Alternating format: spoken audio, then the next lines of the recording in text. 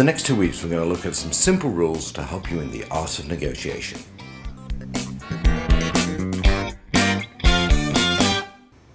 Okay, negotiation is a subject that people study for years. So over the next 2 episodes, we're going to try and break it down into 6 simple rules for people to follow. I would, of course, recommend that you actually go on a course for negotiation. Not only because of what you're going to learn, but it's a really great chance to practice what you're learning. So, 3 episodes this week, 3 next week. Let's start with the first 3 this week. Number 1, probably most important, is go for win-win. Now, you might think this is really obvious and everybody would know this, but occasionally you do find people who forget. And what they're forgetting is that if both sides think they've won, they probably have done.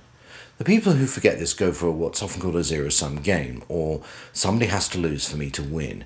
Typically, they're poor negotiators who get bad deals because the other side's probably got it in for them as well. What you always find is you have to go back to someone and negotiate again. And typically, it's not a one-off relationship.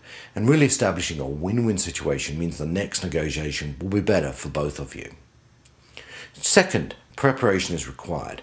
I would suggest you never walk into a negotiation cold. That means really think it through.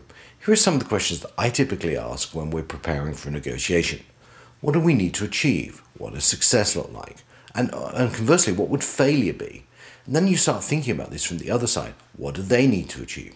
What would they be willing to give up? And what do you think they're not willing to give up? And how long do you have to make an agreement? You can really ask lots of questions. But the process of preparation is asking these questions and starting to get the answers. One of the questions you need to ask is number 3. What is our BATNA? BATNA stands for the best alternative to a negotiated agreement. You know, it's tough to negotiate, and it's tough to negotiate hard when there's no plan B. It's all but impossible when the other side know you have no plan B. So a BATNA, the best alternative to a negotiated agreement, is what is your plan B? You have to go into negotiation with an idea of what's going to happen if the deal doesn't close.